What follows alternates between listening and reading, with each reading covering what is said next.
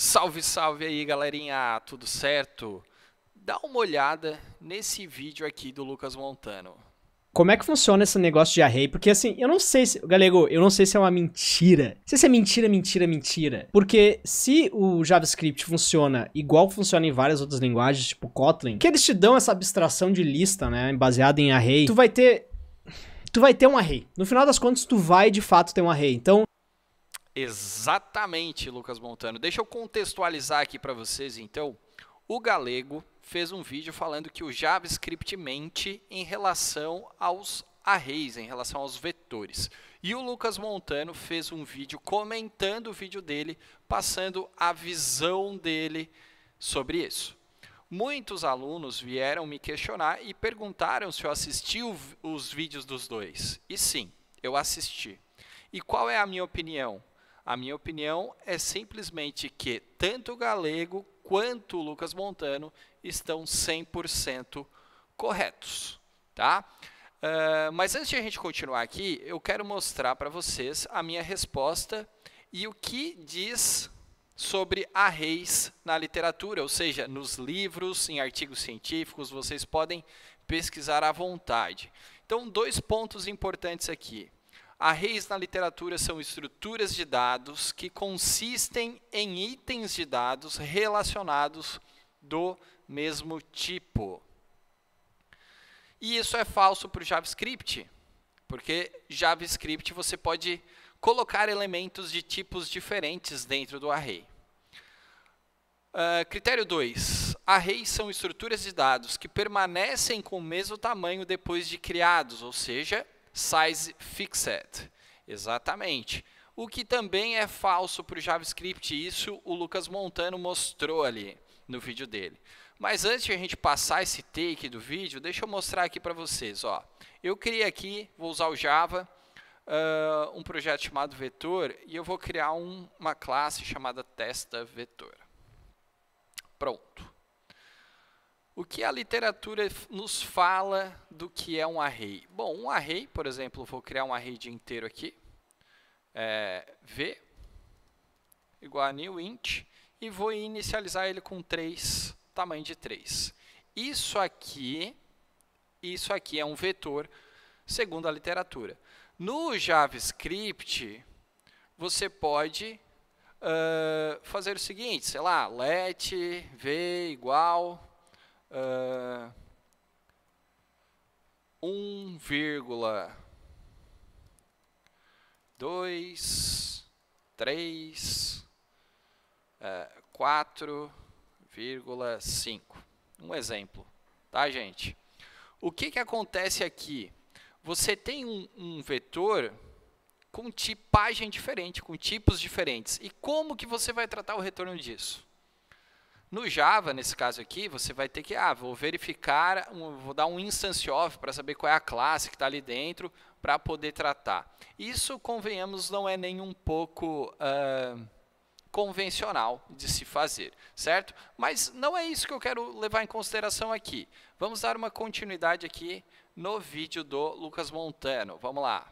Eu acho que a mentira depende do teu ponto de vista. O que eu quero dizer com isso? Eu vou desenhar aqui também o desenho que tu fez, tá? Então tu tem aqui a tua memória. Minha memória aqui vai estar mais feia que a tua, que tu desenhou melhor que eu. Então essa aqui é a minha memória. Essa memória vai cortar aqui e é isso. É isso aqui que a gente tem de memória. Digamos que tu definiu o tamanho do teu array como sendo 3. Definiu como 3. Show. Tu alocou esse espaço em memória aqui. Mas, em algum momento... tu percebeu assim, nossa, eu vou precisar de mais espaço. Então eu fui lá no meu JavaScript, eu dei array push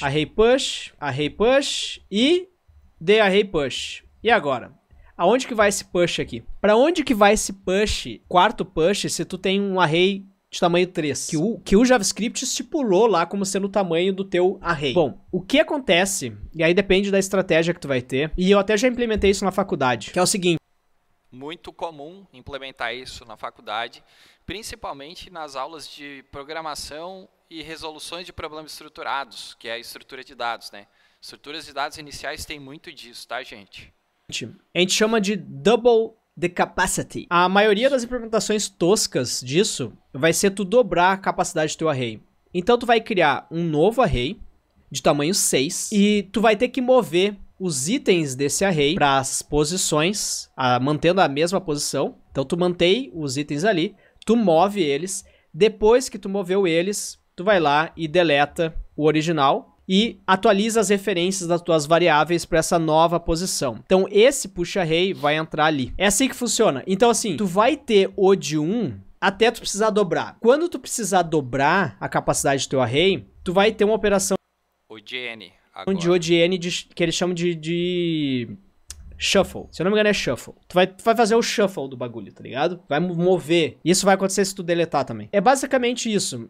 Qual que é o passo a passo aqui que a gente fazia lá na faculdade? Então tu dobra, e aí chama de amortization capacity, tá? Tu amortiza a capacidade do teu array para que tu... A tendência é que tu, dobrando, tu não precise ficar fazendo essa operação. Tu vai alocar um novo espaço em memória. Vai copiar os elementos, vai limpar a memória e vai atualizar os elementos e capacidades.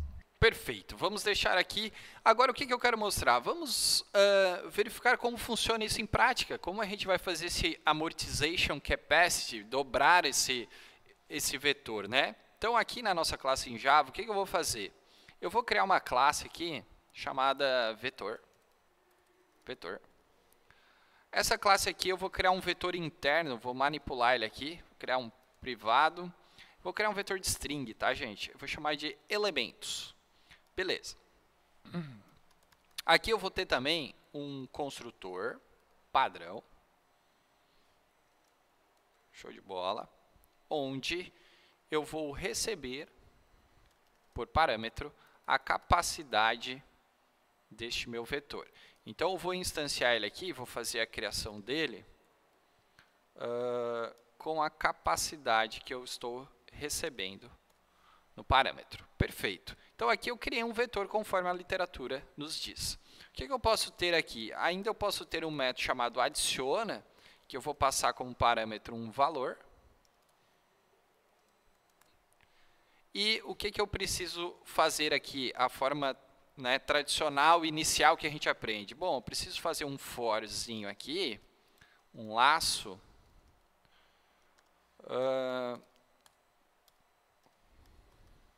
Neste formato aqui, essa estrutura de repetição, verifico se a posição do meu elementos, que é o meu vetor, né, a posição de for nula, eu vou simplesmente pegar essa posição aqui que não tinha nada dentro e vou colocar o meu valor e vou dar um break.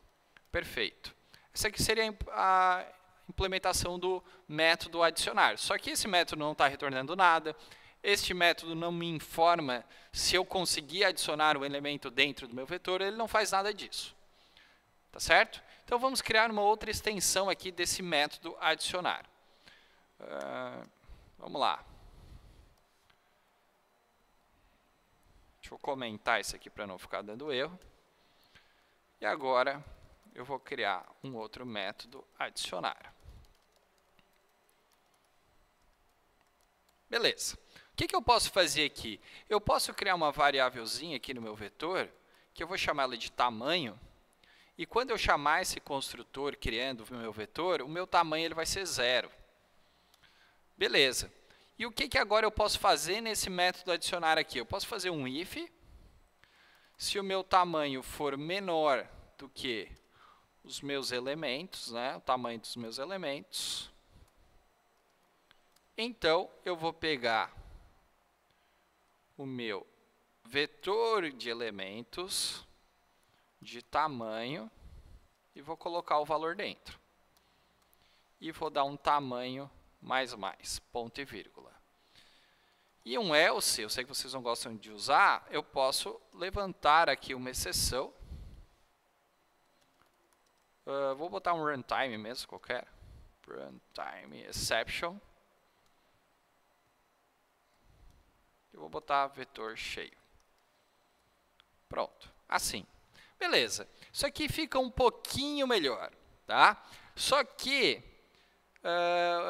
eu não quero levantar essa exceção, eu quero fazer igual o Lucas Montano falou, eu quero dobrar a capacidade, eu quero aumentar, né, fazer o que ele chamou aqui de amortization capacity. Então vamos lá, como é que eu faria isso daqui, né? Deixa eu dar vários enters aqui. Public void aumenta capacidade. Criarei um métodozinho aqui, né? Esse método aqui, ele vai ter uma condição de que se o tamanho, né, for igual à quantidade de elementos que eu tenho, ou seja, se o meu vetor já está cheio, eu vou criar um novo vetor aqui. Novo vetor. Nesse formato aqui, com o dobro da capacidade do vetor que eu já tenho. Length vezes 2. Beleza. Criei esse meu novo vetor com o dobro da capacidade. Vou percorrer o vetor antigo.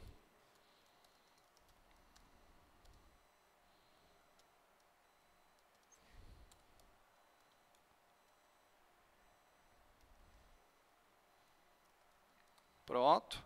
Beleza. Percorro o meu vetor antigo. Vou jogar tudo para dentro desse vetor novo.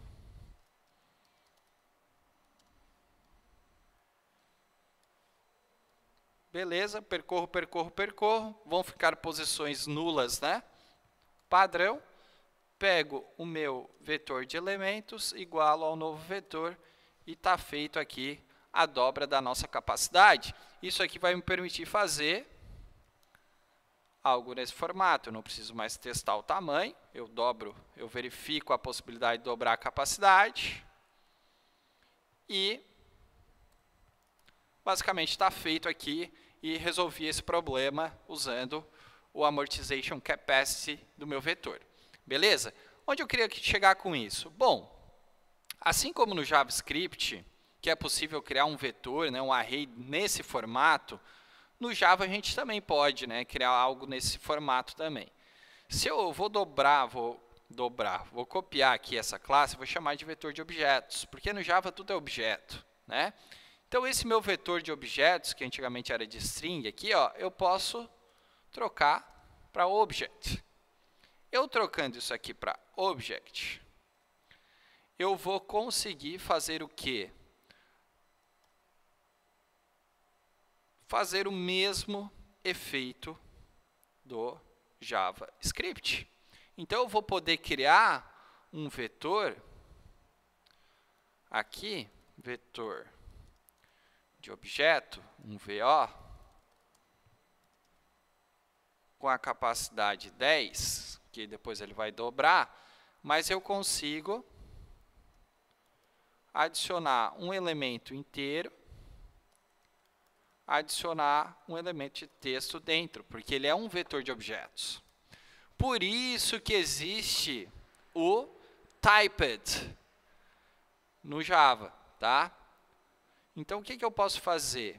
Esse vetor de objetos que nós temos aqui, vamos criar um vetor typed. Aqui, eu posso criar ele nesse formato aqui, ó, tipando ele com a instrução T. Então, tudo que é objeto passa a ser T. Aqui eu vou ter que dar um cast de T. Aqui eu não tenho mais objeto, eu tenho o T. E aqui eu faço um cache também. Pronto. Então, o que eu estou fazendo aqui? Eu tipei o meu vetor. Beleza? Deixa eu ver, tem mais algum erro aqui. Aqui tem que botar um typed também. Tipei o meu vetor. Isso vai fazer com que, gente? Com que eu faça isso aqui, ó. Vetor typed. Vocês podem ver que ele abriu o sinalzinho de diamante aqui e eu vou estipular que o meu vetor vai ser apenas de inteiro. Olha que legal. Pronto. Agora, sempre que eu for adicionar um elemento aqui, ele já vai me falar, ó, tu tem que adicionar um número inteiro. Então, eu vou colocar um 1 aqui. Se eu for tentar adicionar um 2, vai dar erro de compilação. Beleza? Então, qual que é a jogada? Qual que é a melhor definição para um array dentro do JavaScript? Eu acho que um array dentro do JavaScript, a melhor definição é lista de elementos mista. porque você pode fazer este tipo de combinação. É basicamente eu criar um vetor de objetos em Java, ou então usar um array list. E o array list eu posso tipar ele ou não posso tipar. Lista elementos mistos. Posso criar esse meu array list aqui. E aí sim, deixar ele fazer toda a parte de gerenciamento. 1, 2 e assim por diante. Beleza? Então, a minha opinião é que ambos estão 100% corretos. Eles dão aula no que eles fazem, tá, gente? E é isso. Então, lembre-se, arrays, o conceito de arrays no JavaScript, na verdade, é uma lista de elementos misto. Se você gostou, deixa o like e compartilha aí para todo mundo ver esse vídeo. Valeu? Forte abraço!